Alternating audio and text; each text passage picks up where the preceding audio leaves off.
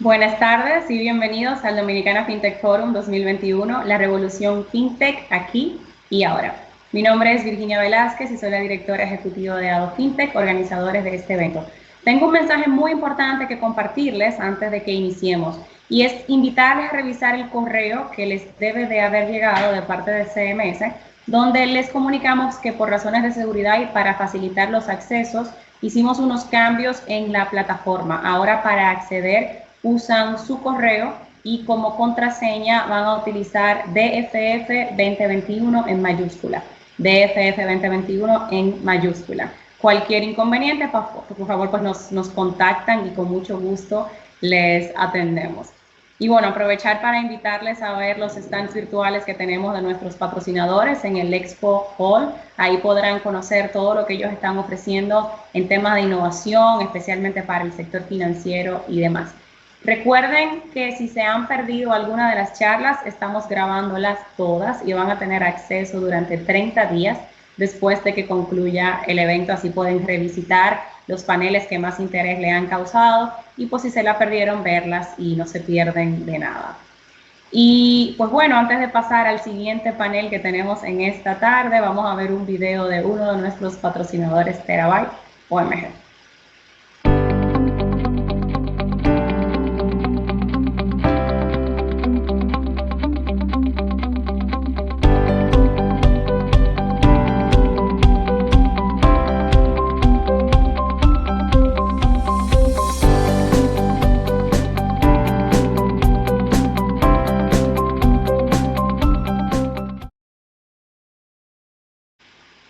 Gracias a OMG y a los demás patrocinadores de este evento porque hacen posible que nos llegue a todos.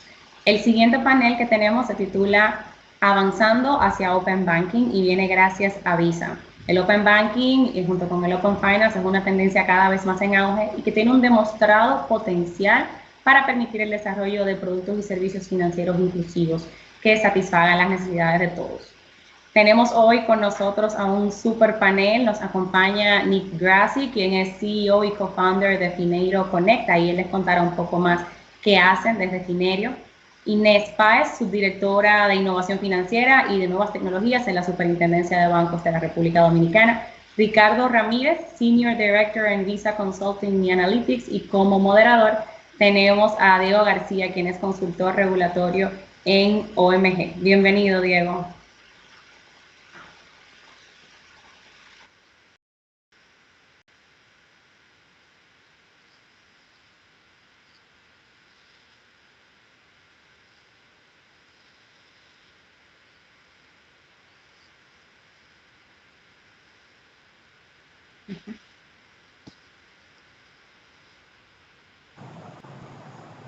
Entonces, mi primera pregunta vendría siendo para Ricardo.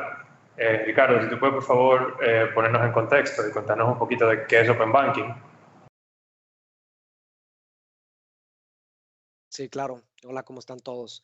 En principio, Open Banking como definición se refiere al concepto en donde los datos bancarios se comparten de manera segura y en tiempo real entre instituciones financieras, ¿no? Entonces, esto se hace a través de interfaces modernas, seguras, como pudieran ser APIs, para mejorar la toma de decisión y crear productos mejorados, ¿no? Algo que es importante señalar es que este acceso siempre implica el consentimiento del cliente o del usuario. Es decir, no existe el concepto de Open Banking sin la aprobación del consumidor, ¿no? Pero el principio fundamental de Open Banking, yo diría que le da control al consumidor sobre la data que genera, la cual puede permitir el acceso cuando lo desee y a través de las herramientas que seleccione con el objetivo de acceder a nuevas oportunidades y mejores soluciones financieras, ¿no? Entonces, en la práctica tradicional, esta dinámica de acceso a la data, pues simplemente no existe, lo que limita la oferta de productos financieros. Desde un punto de vista del consumidor, el usuario tendría que acceder a la data, en el caso que tenga acceso a toda la data, y compartirla de una manera manual, lo que ciertamente puede comprometer pues la seguridad y ciertamente la experiencia de usuario, ¿no? Entonces, me parece que Open Banking rompe un paradigma fundamental que es tradicionalmente la relación financiera ha sido centrada en el producto, ¿no? Sea una tarjeta de crédito, una cuenta de nómina, etcétera. Pero Open Banking transforma la relación financiera hacia una centrada en cliente, permitiendo iniciar la relación con el usuario o con el consumidor a través de soluciones de valor agregado y experiencias, ¿no? Es decir, tradicionalmente toda la relación bancaria o financiera empieza con un producto. Ahora ya puede empezar con una plataforma y con unas experiencias en donde esta entidad que está ofreciendo esa plataforma ni siquiera desarrolló el producto o quizá ni siquiera es su canal de distribución, ¿no? Entonces, digo, en general Banca Abierta se refiere a un sistema financiero pues mucho más integrado, ¿no? Donde proveedores financieros tienen acceso seguro a los datos, permitiendo esta interconexión de cuentas y datos entre bancos, instituciones financieras, no bancarias, etcétera, ¿no? Entonces, esencialmente permite que nuevos tipos de productos y servicios dentro del sistema financiero tradicional se generen y con ello detone mucha innovación, ¿no? Gracias, Ricardo. Y un poco para seguir en contexto, ¿en qué se diferencia Open Banking de las finanzas descentralizadas, DeFi, ese otro buzzword que hay un poquito en el mercado? Sí, yo diría que DeFi plantea un sistema financiero nuevo, independiente a la infraestructura actual, ¿no? Un ejemplo lo vemos en cripto, por ejemplo, a través de tecnologías nuevas como puede ser blockchain o el Distributed Ledger Technology, por ejemplo, que es toda esta distribución de las cuentas contables a través de los diferentes nodos, ¿no? Entonces, mientras otra vez esencialmente la banca abierta permite nuevos tipos de productos y servicios dentro del sistema financiero tradicional, DeFi plantea un sistema, digamos, paralelo, nuevo, independiente a la infraestructura actual. Gracias, Ricardo. O sea que, de cierta forma, podríamos decir que Open Banking nos permite quedarnos con la confianza de ese sistema financiero regulado que conocemos, pero nos permite también aprovechar todos los avances que hay en ciencia de datos y, digamos, en tecnologías digitales para abrir un mundo un poquito nuevo. Y con eso quiero pasar entonces a Nick, para que me cuente un poquito de algo que mencionó Ricardo, que son los APIs. Si nos puedes contar un poco qué es un API para la parte de la audiencia que no está familiarizada con ellos y cómo funcionan. Sí, claro. Muchas gracias. Un API es un tema muy sencillo. Básicamente un API es como se puede pensar como una puente a cierta información. Es una endpoint entre donde dos tipos de comunicaciones típicamente pueden comunicar. APIs están usados en todo el mundo, no solo financiero, sino en cosas como Uber, pues Amazon. O sea, básicamente son como vínculos entre lo que puede ser una base de datos como de usuarios y lo que puede ser como servicios. Entonces, APIs son muy utilizados en este caso de Open Banking. Básicamente lo que se refiere es el poder tener acceso o una puente que sale del banco de la información, obviamente sí, con el consentimiento del usuario, pero básicamente es tener ese vía, porque como está construido tradicionalmente el sector financiero, es a través de algo que se refiere como el secreto financiero, en donde tradicionalmente la información que tenía el banco era como un castillo o una fuerte en donde solo entraba información y no salía, ¿no? Entonces esto es como esa salida ahora de la información para que con el consentimiento del usuario se puede salir esa información si es que le va a beneficiar a ese usuario poder compartir esa información, ¿no? Entonces estamos un poquito cambiando esa dinámica de que solo entra información a que entra y salga información de una forma segura, y eso es la idea detrás de un API en el contexto de Open Banking. Gracias, Nick. Y eso me lleva un poquito a Inés. Luego volveré de nuevo contigo y con Ricardo porque nos quedan temas súper interesantes. En relación a algo que mencionaron tanto Nick como Ricardo, sobre la data y ese flujo de data no solo hacia dentro del banco, sino hacia afuera del banco. Es un poco cambiar el paradigma de ver el banco como una bóveda o un castillo cerrado. Ahí la pregunta es, desde el punto de vista del regulador, ¿cómo lo ven? ¿Qué les parece? ¿A quién pertenece la data? ¿A quién debe usarla? ¿Cómo debe usarse? No sé si nos puede compartir un poquito de impresiones ahí, Inés. Sí, ahí, bueno, recoger lo que mencionó Ricardo, que, bueno, enfatizó mucho en el tema de los usuarios, ¿no? La data es definitivamente de los usuarios financieros y pues debe de usarse, que es lo importante que mencionó Arani con el tema de los APIs, debe de usarse de una manera responsable y siempre con ese consentimiento expreso del titular de la información.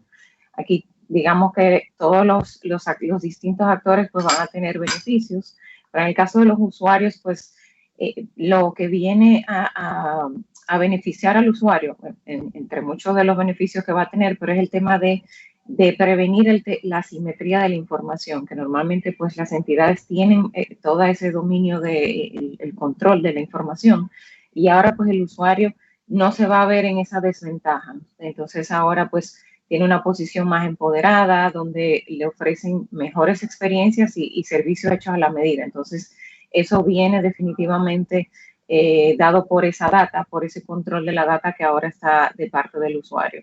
Nosotros como reguladores, pues definitivamente estamos a favor porque vemos los beneficios que va a aportar el Open Banking de cara al usuario para poder, digamos, protegerlo y para poder darle ese beneficio de una mejor experiencia y mejores servicios para los usuarios financieros. Muchas gracias, Inés. Y ahora, cambiando un poquito la dinámica, la verdad que mi siguiente pregunta es para los tres, cada uno desde su perspectiva.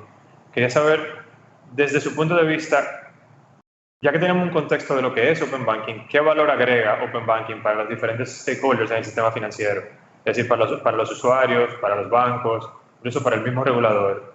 Sí, no sé si prefieres empezar tú, Ricardo, porque fuiste el primero que participaste. Mira, yo pienso que la data es el alma de la economía digital, ¿no? En la medida en que esta data pueda ser democratizada y apalancada por los diferentes jugadores, podremos esperar estimular la competencia y por ende la innovación. La banca abierta crea oportunidades tanto para las instituciones financieras como para las empresas emergentes, las fintechs, los comercios, cualquier jugador del ecosistema para ofrecer servicios pues, más personalizados a los consumidores, ¿no? Como por ejemplo, proporcionar una forma para que el ecosistema amplíe el acceso a comunidades desatendidas o inclusive no bancarizadas en términos de inclusión financiera, nos parece importante, ¿no? Entonces, ahora sí que hay valor suficiente en todos los jugadores del ecosistema que se va a detonar a raíz de la banca abierta, ¿no? Muchas gracias, Ricardo. No sé si Nick, ¿quieres agregar algo en relación a eso? Sí, claro, yo creo que en términos de inclusión financiera es súper importante el tema. Ahora estamos todos creando un historial que se puede contar. O sea, básicamente cada vez que tú vas a pagar tu renta, cada vez que pagas tus servicios de teléfonos, tu agua, la luz, el gas, o sea, todas estas cosas se generan un historial muy importante de qué tipo de pagador eres, de qué tipo de ingresos contra gastos tienes, en qué consisten tus gastos, si son como gastos esenciales, no esenciales. Todo este data que está en la nube, hoy por hoy, o tradicionalmente está en los servidores físicos de bancos, pero que cada vez se está poniendo cada vez más en la nube y se puede compartir mucho más fácil a través de APIs, pues puede ser utilizado al final para el beneficio del usuario final, especialmente en Latinoamérica, en donde no ha habido o no se ha tomado en cuenta a lo mejor todos estos datos anteriormente, o en donde los scores crediticios a lo mejor no eran lo más sofisticados en muchos casos, por ejemplo con buros de crédito. Se puede complementar mucho con este tipo de data y se puede empezar a no solo dar mejores servicios a los usuarios, sino darles más incentivos a utilizar este tipo de servicios porque ya les está generando un tipo de credit score ya sin tener que pedir un crédito de forma formal. Entonces, esto es definitivamente algo que puede revolucionar el incentivo para el usuario utilizar un servicio formal y tener más acceso a servicios financieros formales. Gracias, Nick. Y la verdad que la idea me encanta porque parece ser un incentivo tanto a la inclusión financiera como a la formalización del usuario. Entonces, la verdad que suena súper interesante. Inés, no sé, desde tu perspectiva, si quieres agregar algo. Sí, aquí, como te decía, o sea, digamos que todos los actores van a tener algún tipo de beneficio. En el caso, por ejemplo, de los bancos y las entidades que nosotros supervisamos, pues le va a permitir poder ampliar las funcionalidades y crear valor alrededor de los distintos productos y servicios que ya están ofreciendo. O sea, es una manera de poder diversificarse y de crear ese estilo de vida de los usuarios, o sea, integrar ya las finanzas dentro del estilo de vida de los usuarios. Así también, digamos que puede crear un mayor engagement, ese compromiso con los usuarios del sector y evidentemente, reducir costos y poder transformar, como mencioné anteriormente, transformar la experiencia de los usuarios. Eso a nivel de nosotros como regulador, pues se va a traducir en un mercado mucho más competitivo, que es uno de los puntos que nosotros pues perseguimos como uno de nuestros roles de supervisor, que esa competencia sea siempre de cara a beneficiar a los usuarios, en poder ofrecerle más variedad de productos y servicios, esas alianzas que se puedan ir dando entre los bancos y las fintechs, también para poder enriquecer los productos y servicios de los bancos. Y definitivamente, pues el usuario va a ser el que va a salir ganando número uno, ¿no? Pero esas alianzas van a permitir que el banco pues pueda correr con otro tipo de agilidad, digamos, de cara a subcontratar quizá los servicios de alguna fintech y pueda, como mencioné, pues crear nuevos modelos de negocio, crear nuevos generadores de ingresos. Y al final, pues todos nos vamos a ver beneficiados con el Open Banking, definitivamente. Y como mencionaron, pues, tanto Nick como Ricardo, pues el tema de la inclusión financiera es, digamos, un pilar número uno para nosotros. Ese tema de poder crear más información para el momento de decidir en la asignación de créditos y para poder incorporar usuarios nuevos dentro del sistema formal. Definitivamente que creo que aquí todos vamos a estar ganando. Muchísimas gracias, Inés. Y con eso quiero hacer una pregunta específica. Nick, creo que nos puede haber adelantado un poquito en líneas generales, pero quería que nos contara un poquito de Fineiro Connect, de cómo funciona, quiénes son sus principales usuarios, cuáles son sus principales casos de uso. Claro, sí, nosotros empezamos como un aplicativo, de hecho, para ayudar a la gente a gestionar sus gastos. En esta forma, podrían, en México, bueno, lanzamos en México originalmente alrededor de 2018, afuera de beta, con agregación de 12 distintos bancos en México para básicamente ayudar al usuario a visualizar todos sus gastos y ingresos en un solo lugar. Esto para ayudarles a presupuestar, a llegar a metas financieras, a planear básicamente el futuro para, bueno, a lo mejor comprar una casa o construir su patrimonio, ¿no? Es un problema básico, ¿no? De educación financiera que muchas veces ni siquiera sabemos cuánto estamos ingresando ni cuánto estamos gastando o cuál es la diferencia. Entonces, ¿cómo podemos construir un futuro cuando no sabemos los puntos básicos? Entonces, se lanzó con esa misión y aunque hemos cambiado un poquito el approach, pues la misión es lo mismo, es ayudar a millones de personas a mejorar sus vidas financieras en Latinoamérica. Pivotamos un poquito el negocio hacia B2B en el sentido de que pues hoy por hoy decidimos romper todo lo que habíamos construido en nuestro aplicativo y ofrecerlo a cualquier institución financiera o fintech en Latinoamérica a través de APIs justo. Entonces lo que ofrecemos son servicios de poder conectar a otros bancos para adquirir cosas como transacciones, saldos, gastos, ingresos. Hasta ahora podemos predecir gastos y ingresos muchas veces tenemos tantos años de data ahora que sabemos mucho más del usuario que el mismo usuario. Y segundo, podemos ofrecer experiencias, justo mejores experiencias para crear este tipo de gestión financiera personal o gestión financiera a nivel de un pyme. Básicamente ofrecemos módulos que son como plug and play, en donde se puede distribuir esos datos, si sea de múltiples fuentes, como en el caso de Open Banking, o incluso si sea de una fuente, en el caso de un banco que solo quiere mejorar la experiencia de sus usuarios. Entonces, lo que ofrecemos son esos dos productos, básicamente, para poder generar o ingresar datos externos, pero también gestionar, mejorar, categorizar, etcétera, datos del mismo banco o de otros bancos, y después distribuir eso en un aplicativo, si sea app o web, para básicamente ayudar al usuario a tener más engagement, para crear cosas como metas financieras o rewards o presupuestos o, bueno, varios módulos como ofertas especiales, gamification. Creemos que la verdad es que hay mucho potencial para mejorar la experiencia del usuario en términos financieros, aprovechando datos de una mejor forma. Y eso básicamente hemos llevado a cabo en ya 4 países. Nuestros principales casos de uso son bancos y neobancos que quieren o hacer un mejor scoring, un perfilamiento para, por ejemplo, una tarjeta de crédito. Ayudamos a Nubank a hacer eso en México.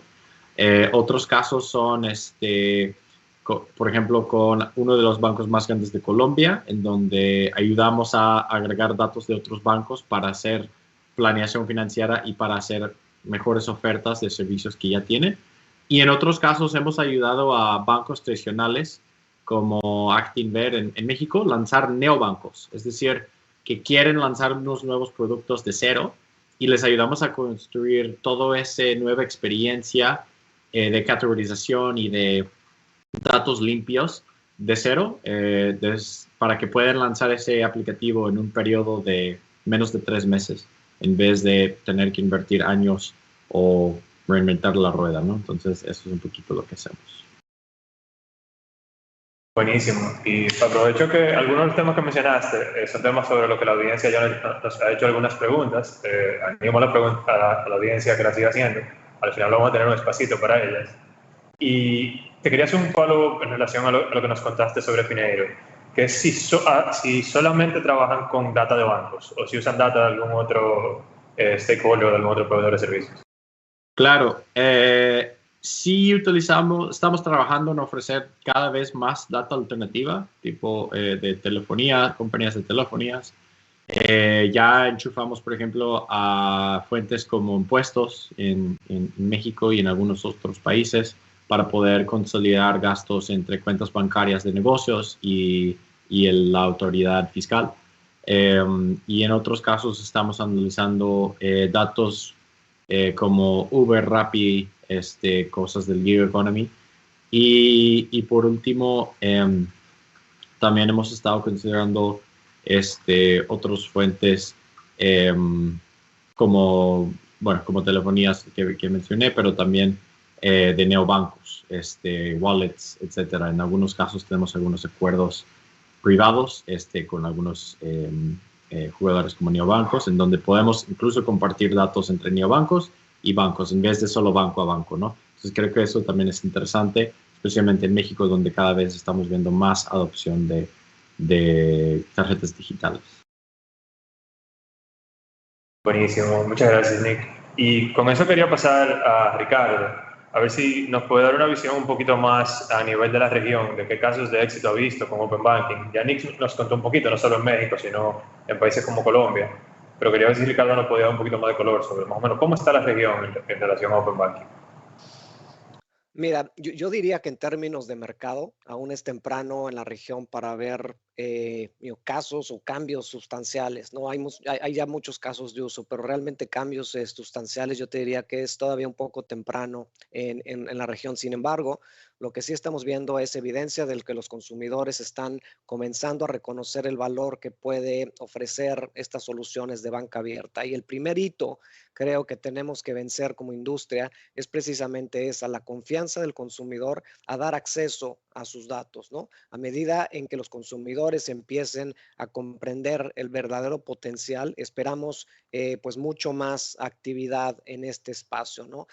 A raíz de COVID, evidentemente los consumidores y los comercios han comenzado a adoptar medios digitales a una gran velocidad, que es un componente central, ¿no?, de este ecosistema de finanzas digitales y que incluye cada vez más datos abiertos y sobre todo capacidades compartidas, ¿no? Entonces, este ecosistema abierto tiene el potencial de desencadenar una colaboración radical entre los participantes, incluidas las instituciones financieras establecidas, fintechs, neobancos y proveedores de tecnología en general, ¿no? Lo que sí estamos viendo a nivel industria es que estamos observando una reacción de los jugadores, ¿no? Para preparar sus capacidades frente a la banca abierta, no solo para cumplir regulaciones o autorregularse, sino para aprovechar toda la oportunidad que Open Banking ofrece, ¿no? Y otra vez, Open Banking empieza y la primera capa de valor quizá es ese acceso a la data, pero hay toda una cadena de valor arriba, ¿no? Entonces, la primera es sí, cómo podemos acceder a diferentes fuentes de información, incluyendo la de banca, ¿no? Y ahí Nico comentaba otras, pero de gobiernos, de utilities, telco, comercios, proveedores de servicio, techs, las plataformas gig, economy, etcétera, ¿no? Inclusive de banca de inversión, etcétera, ¿no? Entonces, esa es la primera capa, pero luego viene otra capa fundacional, que es cómo manejo toda esa data, ¿no? Cómo la guardo, cómo la limpio, cómo la homogenizo, cómo la virtualizo, etcétera. Y luego vienen las capacidades analíticas, ¿no? Por ejemplo, desde capacidades descriptivas, predictivas, prescriptivas, etcétera, y los motores de decisión que nos van a permitir realmente apalancar esa data en tiempo real, ¿no? Y luego viene la siguiente capa, que son las soluciones ya meramente de datas, y hemos mencionado algunas, pero como puede ser la validación de identificación, el comprobante de ingreso, scores crediticios de riesgo, niveles de afluencia, en fin, hay muchas soluciones y muchos casos de uso arriba de esas soluciones que permite entregar experiencias pues totalmente únicas que no pudiéramos en un, digamos, ambiente tradicional, ¿no? Entonces, en conclusión, yo diría que Open Banking ya comenzó, pero queda todavía un largo camino por recorrer para ver cambios, digamos, a nivel mercado, ¿no? Pero al día de hoy son varias ya entidades financieras que están reservando, digamos, su lugar en la nueva realidad, entrando en el modelo de Open Banking y publicando, por ejemplo, sus APIs, ¿no? Y hay diferentes modelos comerciales y de negocio, ¿no? Pero también están experimentando ya activamente, como dijo Nick, con asociaciones fintech, techfins, en fin, toda clase de proveedores del ecosistema para probar nuevas formas de soluciones financieras, ¿no? Gracias, Ricardo. Y mira, parece que estamos muy bien alineados con la audiencia, porque una de las preguntas de la audiencia es una de las que yo tenía para ti, y se la quiero hacer a ti y a Inés. De la audiencia nos preguntan, ¿cuál ustedes entienden que es el acelerador más enriquecedor para los mercados de Open Banking? ¿Se entienden que un mercado crece mejor cuando es market driven o cuando es empujado por la regulación? Y es interesante por el overview que nos daba del mercado latinoamericano, de cómo está bastante joven y cómo hay mucha oportunidad de crecimiento. No sé si quieres empezar, Inés. Sí, bueno, ahí entiendo que el market driven pudiera ser mucho más enriquecedor, porque hay veces que el sector tradicional pues, no ve quizás el beneficio de primera mano si viene por una influencia externa, pero cuando ellos son los que empiezan, digamos, a tratar de profundizar y a buscar cuáles son esos casos de uso donde realmente se puede dar una colaboración y pueden encontrar nuevos modelos de negocio, pues ahí es el mismo sector tradicional que va, digamos, a dar el primer paso, a encontrar esos casos de uso y a verle pues un beneficio palpable, porque al final es evidente, o sea, que en otros mercados ha funcionado y que las combinaciones son múltiples, o sea, inmediatamente tú empiezas a ver cuál es la cantidad de fintechs con las que un banco pudiera, por ejemplo, tener colaboraciones, o la cantidad de servicios que pudiera estar ofreciéndole a sus usuarios para integrarse dentro, digamos, de su estilo de vida, pues ahí ya el mismo banco pues va a ir queriendo, digamos, avanzar, y no necesariamente el regulador pues tiene que ir detrás poniéndole las pautas, sino que ya más o menos van a ir identificando por dónde pueden ir ganando mercado. Entonces, entiendo que el market driven pudiera ser una buena ruta, definitivamente. Todo de manera voluntaria, pues es mucho mejor, ¿no? Pero si hay que empujar, pues el regulador también va a estar aquí detrás para poder ir marcando los lineamientos que sean necesarios. Pero en general, por ejemplo, vemos ahora cómo está Colombia empezando y ha optado por un modelo voluntario. Vamos a ver cómo sigue el desempeño, pero hasta ahora entendemos que el market driven pudiera ser una opción. Sí, solo para complementar ahí, nosotros pensamos que balancear la innovación con la seguridad para contribuir a un ecosistema moderno, pero a la vez seguro para todos los jugadores es clave, ¿no? Independientemente si el detonador o el modelo de negocio que lo impulse sea impulsado por la regulación, como por ejemplo algo más parecido a Europa, por los mercados y la competencia, que pudiera ser algo más parecido a Norteamérica, inclusive algo mixto, ¿no? Que quizá es lo ideal, como en Singapur, que estamos viendo esos modelos, ¿no? Entonces, no podemos comprometer en ningún lado de la ecuación. De hecho, tenemos que innovar en la parte de seguridad, y hay muchas herramientas y muchas maneras de poderlo hacerlo, ¿no? Desde controles, desde tokenización, desde cyber, en fin. Nosotros como organización tenemos muchas soluciones para precisamente lograr ese balance de innovación, pero seguro, ¿no? Y en la región de Latinoamérica en particular, como en algunas otras, la práctica de Open Banking, digamos, todavía está en una fase temprana, ¿no? Con algunos países más avanzados que otros en ambos sentidos, ¿no? Tanto de la parte de modelos comerciales como en la parte regulatoria, pero la prerrogativa al final del día me parece que sigue siendo la misma, ¿no? Independientemente que el catalizador sea la competencia o la regulación, tenemos que fomentar la innovación, pero de una manera segura para el consumidor y para la industria en general, ¿no? Entonces, creemos que la banca abierta es buena para los consumidores, es buena para los negocios, para los comercios, es bueno para el sistema en general, y también es bueno para las economías, ¿no? La banca abierta fomenta la innovación y coloca a los consumidores, digamos, en el centro del ecosistema financiero, lo que a su vez está alentando a más actores a ingresar al ecosistema para crear productos y servicios financieros, pues mucho más personalizados y mucho más relevantes.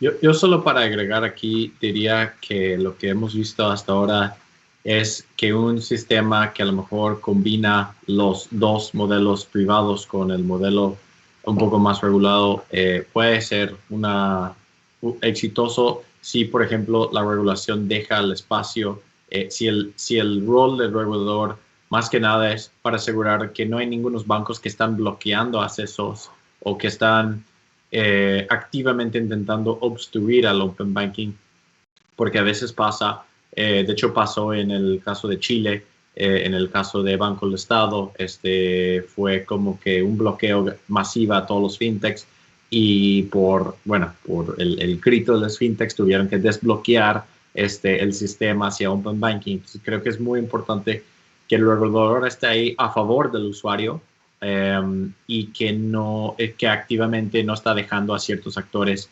obstruir el camino hacia el progreso y hacia mejores servicios. Y bueno, yo creo que en muchos casos es buenísimo tener un marco legal como PSD2 en Europa, pero que estamos viendo lo que estamos viendo también en Europa es que a veces faltan cosas, ¿no? Entonces faltan cosas como el nombre, como si tienen una cuenta de crédito o una hipoteca, ciertos productos. Entonces lo que se tiene que hacer es un doble sistema en donde a través de APIs se consulta una parte y a través de otras medidas que son automatizadas, como API scrapping, se hace la otra parte, la consulta de la otra parte. Entonces uno se combina con el otro y se empieza a pues poner como un nivel mínimo de estándar con la regulación, pero que se deja construir encima de eso con innovación del mercado privado. Creo que es probablemente lo más sano y lo más que beneficia al usuario final. Solo para complementar.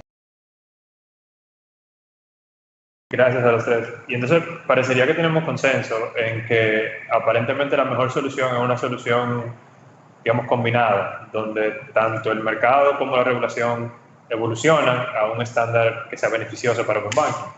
Entonces, eso me lleva a una pregunta que tenía para Inés, que es sobre el ranking de digitalización de entidades financieras que tiene la Superintendencia de Bancos.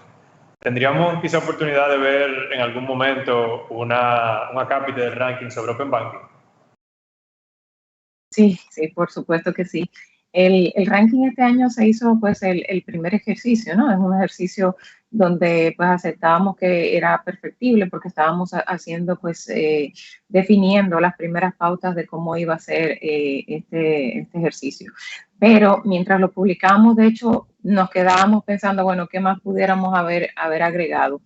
Y si te fijas, teníamos una sección específica pues para todo lo que era fintech y nuevas tecnologías. Y definitivamente pues para la próxima sí nos gustaría profundizar porque vimos que el resultado fue mucha colaboración. Casi el 40% de las entidades habían comentado que sí tenían alguna colaboración con las fintechs. Es decir, que el año que viene pues sí nos gustaría profundizar en el tema, bueno, de cómo ven el despliegue de Open Banking, de cómo ven los beneficios, también de cara a los usuarios. O sea, los usuarios, obviamente no preguntarles sobre Open Banking porque no es algo que dominen, pero sí es algo que tenemos contemplado para el año próximo, de empezar a entender cuáles son esos casos de uso donde pudiéramos pues, traer beneficio a los usuarios con el Open Banking. Definitivamente que sí. Que vamos a ir agregando pues nuevas cosas y nuevos temas dentro del ranking de digitalización para el año próximo. Muchísimas gracias, Inés. Y entonces, otra pregunta que tenía para ti es si podemos esperar en República Dominicana en el futuro algo en forma de regulación de parte de la Superintendencia sobre Open Banking. ¿Hay algo que estén mirando o es algo que quizá todavía no tienen, sobre lo que no tienen pensado actuar, digamos?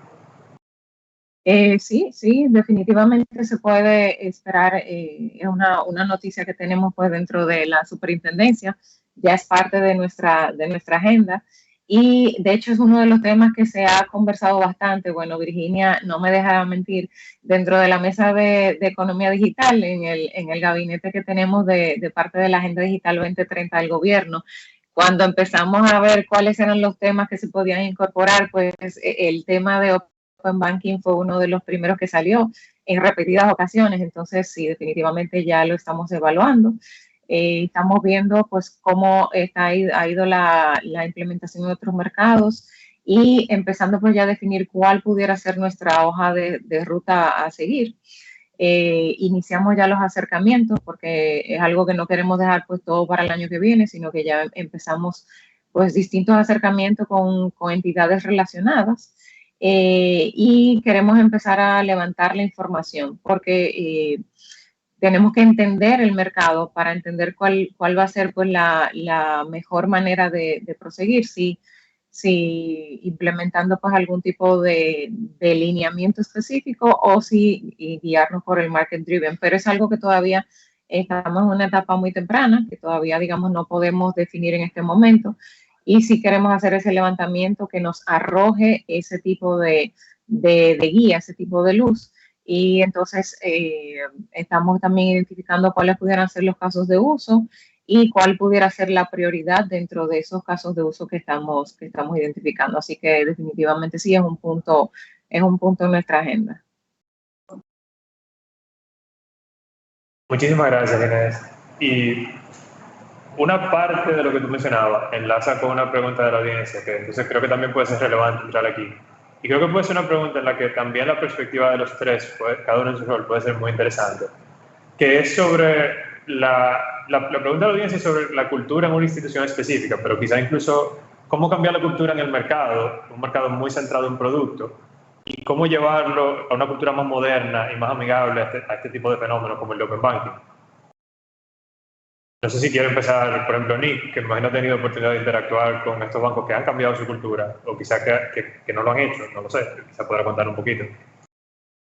Sí, claro. Mira, creo que el interés hay mucho interés en Latinoamérica, en los bancos, para cambiar un poquito el chip, para poder ofrecer servicios que compiten con los neobancos, que son que son multifuente, ¿no? O sea, en ese sentido, en vez de solo utilizar los datos del mismo banco, utilizar datos de otras fuentes.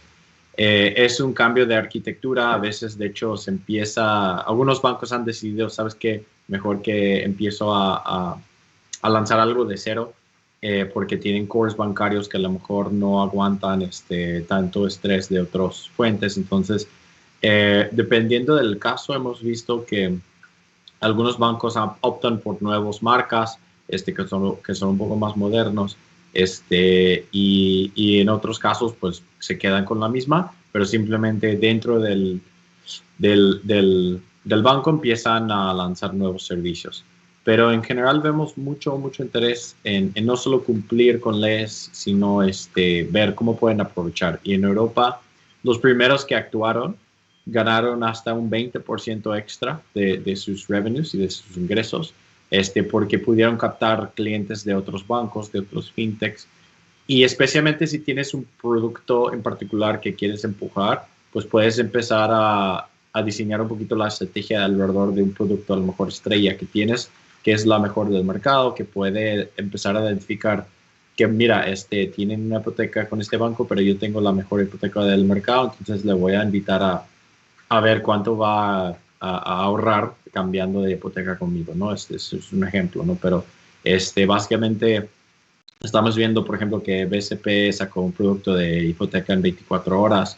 O sea, básicamente no solo es mejor producto o mejor tasas, también qué tan rápido lo puede dar, qué tan fácil es el proceso. O sea, todo esto ayuda con Open Banking porque ya estás importando mucha información y también puedes empezar a crear experiencias alrededor de eso, que creo que es una parte muy subestimada, y cuando se habla de Open Banking a veces suena un poco abstracto, y suena como que es un back office project, pero no es un back office project, solo es ahora que tienes la data, ¿qué vas a hacer con esa data? ¿Cómo vas a transformar eso en una experiencia sólida que, no sé, pues ofrece los mejores bancos digitales hoy por hoy y porque pues tienen tanto éxito, ¿no? O sea, porque pues hacen todo bastante fácil de forma con pocos clics, con una interfaz gráfica muy bonita o con mucha información que se puede autopopular.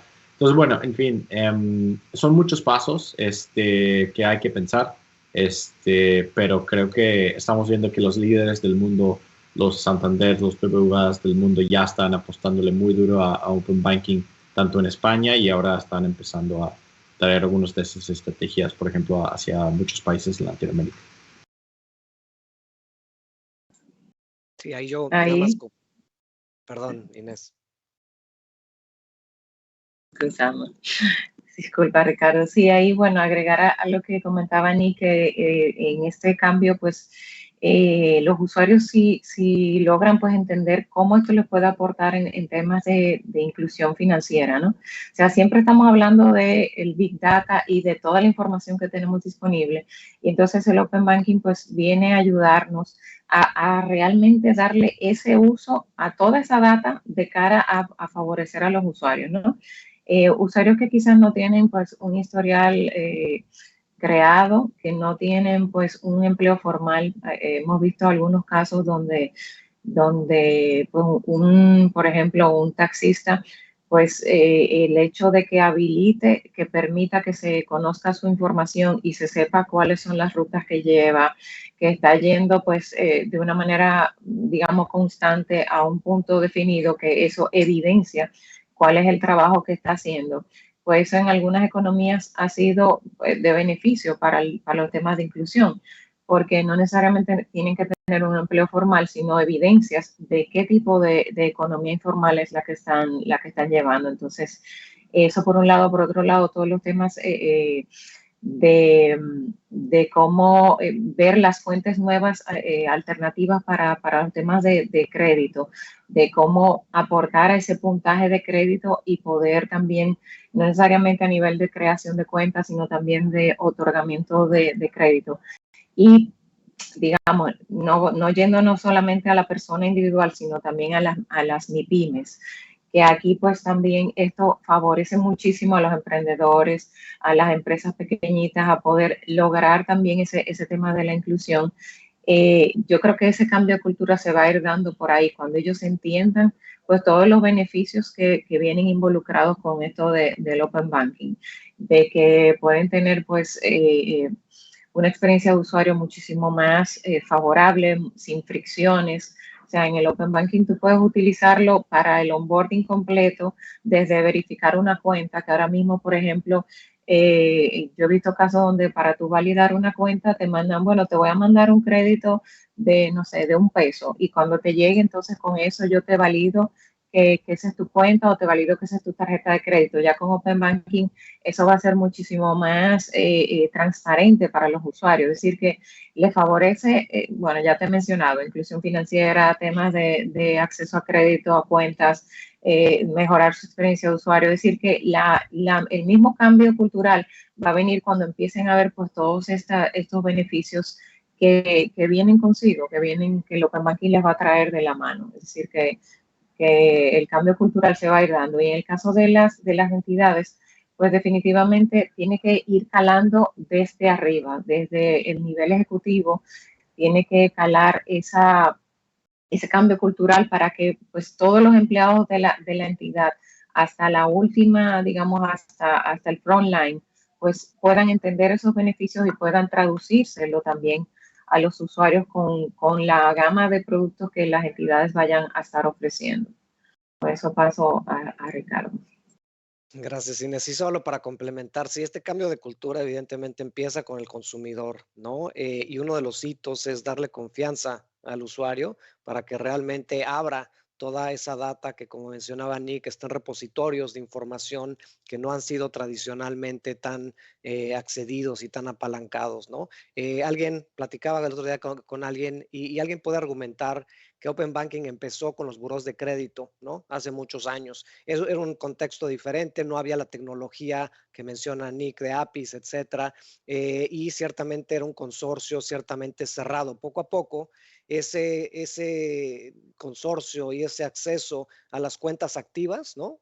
Se ha abierto y cada vez más es más accesible para las decisiones de crédito, digamos, pero Open Banking está más enfocado en la parte de cuentas pasivas, digamos, que complementa muy bien esta apertura, digamos, que ya hubo hace muchos años, ¿no? Porque una de las preguntas y los hitos que surgen es, otra vez, ¿qué tan abierto está el consumidor para aperturar todas sus cuentas de pasivos, ¿no? Generalmente, ahora que ya, o una vez que está abierto la parte de cuentas activas, pero desde un punto de vista también de cultura de las empresas, esto significa un cambio radical en el modelo de negocio, ¿no? Anteriormente, las instituciones financieras y los jugadores desarrollaban productos financieros y también los distribuían a través de sus canales y a través de sus interfaces. Lo que estamos haciendo, y ese es quizá el status quo, ¿no? que existe hoy. Si vemos el otro extremo, lo que permite la banca abierta y toda esta interconexión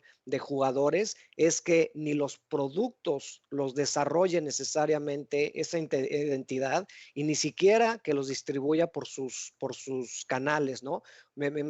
Creo que si tomamos el concepto de Open Banking en un nivel mayor, podemos pasar al acceso del acceso de data, pero también al acceso de infraestructura, y en ese extremo, pues lo que se conoce como Banking as a Service, service o banking as a platform, ¿no? Es decir, los productos no necesariamente están desarrollados internamente, los canales no necesariamente son de la entidad financiera, pero se pone la infraestructura de bancaria o del sistema financiero a disposición de un tercero para que la puedan aprovechar y que puedan ofertar mejores productos y servicios, ¿no? Y luego hay cualquier combinación en ese modelo de negocio o en esas dos dimensiones, ¿no? Del desarrollo, alguien puede desarrollar quizá el producto, pero que sea a través de canales propietarios y entonces se convierte, digamos, en un marketplace, ¿no? O la parte de distribución de productos financieros en el otro extremo, ¿no? Entonces, me parece que la cultura empieza del consumidor, pero también la cultura y la mentalidad de los modelos de negocio y los jugadores tienen que cambiar radicalmente aprovechando todo lo que ofrece la banca abierta. Gracias. Entonces, parecería que la banca abierta es un poco el paso de una banca en la que la estrella es el producto a una banca donde la estrella es el usuario, y parece ser el gran driver de todo este movimiento. Y aquí entonces le voy a hacer un par de preguntas de la audiencia. Hay una que, la pregunta está hecha, me parece que muy para Inés, pero quisiera hacerla para los tres en una forma un poquito diferente. Para Inés, en cómo se gestionaría la gobernanza. Y ya nos comentaste que la data la ven como data del usuario, pero entonces, ¿cómo sería disponible para innovadores y para empresas fintech? Y para Nick y para Ricardo, desde su perspectiva, ¿cómo sería conveniente que sea? O sea, que no sé si quieres empezar tú, Inés. Sí, ahí, bueno, como te comenté, estamos viendo el tema dentro también de la superintendencia, pero también dentro de una mesa de economía digital que tenemos pues en lo que es la Agenda 2030, que ahí pues no es nada más la superintendencia de bancos, porque ahí tenemos que ver pues distintos factores, todo el tema de protección de datos del usuario. Tenemos que pues ver, también estamos trabajando la parte de identidad digital, es decir, que son distintos componentes que estamos viendo.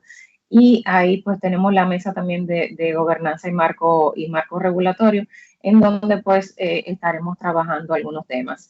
La parte de la gobernanza, pues todavía es muy temprano, quizás para comentar sobre eso, pero sí es algo que definitivamente vamos a tener que analizar cuando empecemos ya a definir pues todas esas aristas que tiene la implementación de Open Banking aquí en el país. Pero hay muchas cosas que tenemos que revisar y que afinar, digamos, para que se dé bien esa articulación necesaria para tener, digamos, el contexto apropiado para la implementación de Open Banking en el país. Sí, ahí yo nada más agregaría que desde un punto de vista otra vez del usuario, del consumidor, ellos deberían de tener y poder determinar el volumen, el contenido, las variables y la recurrencia del acceso a la información financiera que ellos han puesto en alguien y que están dispuestos a compartir con terceros, ¿no? Y a su vez, obviamente los jugadores del ecosistema, los terceros, deberían también contar con lineamientos y estar, digamos, autorizados para jugar pues cualquiera de los roles que ofrece Open Banking, ¿no? Generalmente ahorita hay dos grandes roles. Uno es el acceso y la agregación de cuentas y el otro es la iniciación de pagos. Entonces, cualquier rol que sea, pensamos que debe haber un modelo de gobernanza, pero sobre todo eso, ¿no? Para que otra vez la decisión sea del consumidor, ¿no? En términos de cuándo, en términos de qué cantidad, en términos de recurrencia y que caiga en la responsabilidad del usuario esa decisión y obviamente, digamos, en un modelo, en un marco de gobierno para todo el ecosistema, pero al final del día otra vez se le pasa el control, no nada más del acceso, sino también de el cómo a el usuario final.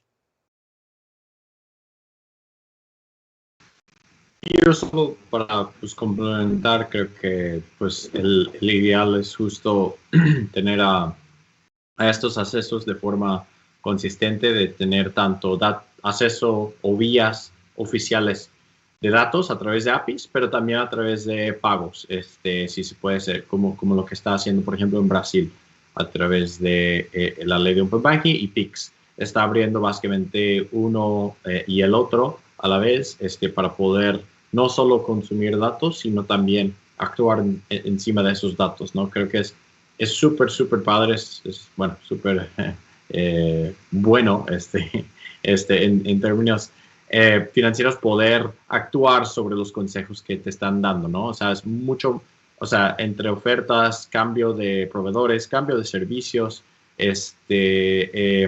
redondeos para invertir en cuentas de ahorro, cuentas de inversiones, etcétera. O sea, o incluso al revés, para el banco poder depositarte el mismo día, estas vías y accesos tanto de lectura más escribir son increíbles, y todo se puede hacer a través de APIs. Entonces, yo creo que es una fenomenal oportunidad tanto para las instituciones financieras como para los usuarios aprovechar de este nuevo tipo de tecnología. Gracias a los tres. Yo sé, una pregunta adicional ya para ir cerrando. ¿Cómo se podrían aprovechar los desarrollos que hay en inteligencia artificial y en robotic process automation, toda esa cross-polinización de data que se produce como resultado del open banking?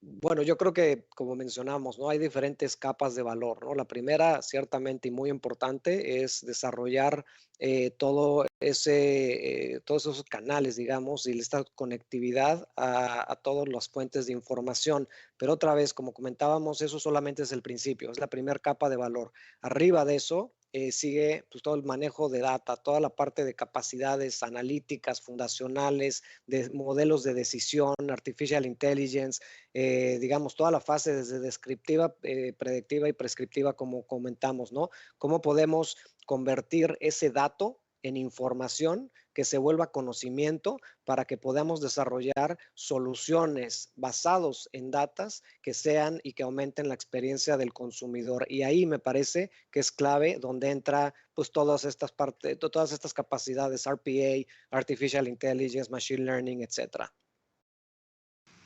Sí, solo para complementar, aquí creo que en este caso el RPO, o sea, lo que hace es, pues, es como un robot que va y puede dar clic en un sitio web, o puede hacer cierta cosa repetible, ¿no? Y en este caso, mayormente eso está reemplazado por el API, porque el API es la forma en cómo consultamos estos datos de una forma automatizada.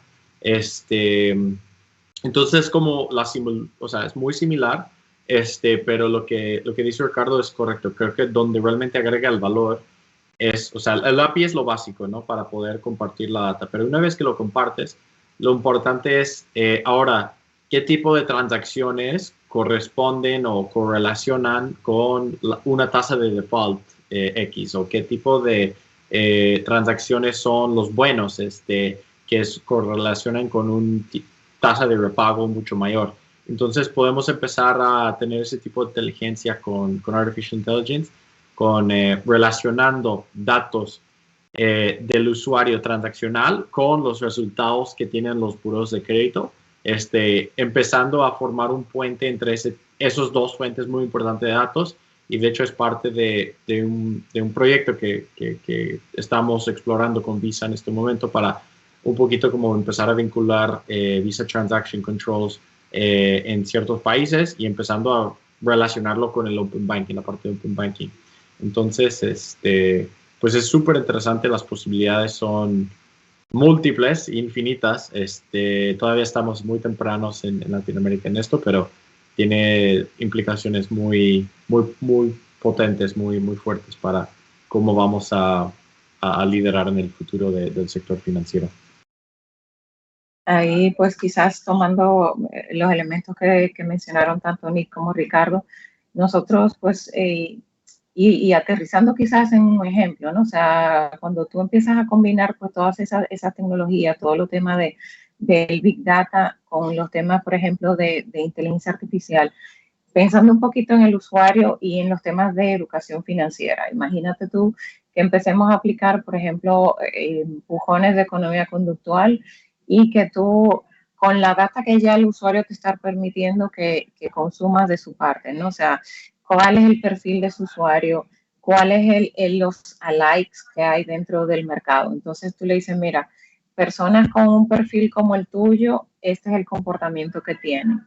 Tienen esta cantidad de crédito o tienen menos tarjetas de crédito, porque lo puedes, digamos, que empujar a que tome un crédito o empujar para que modere, digamos, la cantidad de tarjetas que tiene. Entonces, pudieras estar utilizando toda esa información que ya estamos manejando de esos usuarios para poder ofrecerle herramientas de valor y llevarle educación financiera a esos consumidores del sistema financiero. Es decir, que la variedad de servicios que pudiéramos estar ofreciendo con Open Banking es innumerable y siempre pues favoreciendo al usuario financiero.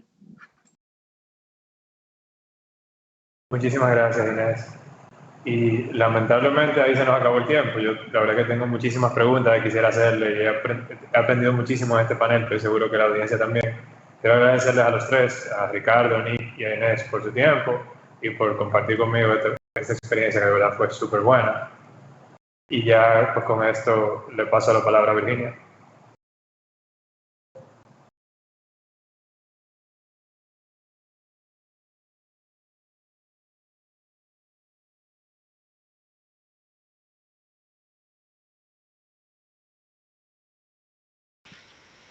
Perdón, estaba en mute, perdóname, pero simplemente gracias Diego y gracias al resto de los panelistas, a Inés, a Nick y a Ricardo por haber compartido con nosotros este espacio conversando sobre banca abierta y también sobre las oportunidades que tenemos de que esto se vaya desarrollando en República Dominicana, pensando mucho en esos casos de uso que van dirigidos especialmente a la inclusión, a crear productos más a la medida de esos usuarios a quienes les interesa que participen más activamente del sistema financiero. Pues recordarles a los que se perdieron el inicio de este panel que lo pueden encontrar grabado en la plataforma hoy y durante 30 días hasta que termine este evento y que pues nos vemos luego. Tenemos un siguiente panel, es ya el penúltimo de nuestra primera jornada, donde vamos a hablar sobre un interesantísimo caso de Tala, una fintech que opera ya en 4 países, si no me equivoco, incluyendo México, con créditos digitales. Y ahí nos van a contar cuál ha sido su historia de cara a ampliar el acceso al financiamiento alternativo en sectores de la población que tradicionalmente no lo han tenido. Así que ahí nos vemos a las 3:50 de la tarde en ese segundo panel. Y por favor recuerden evaluar el espacio que ya tuvimos ahora. Tienen a su mano derecha una preguntita bastante sencilla. Pueden darle clic y dejarnos saber cómo podemos seguir mejorando estos espacios. Gracias, Diego. Gracias, Inés, Ricardo y Nick por última vez. Y al resto a las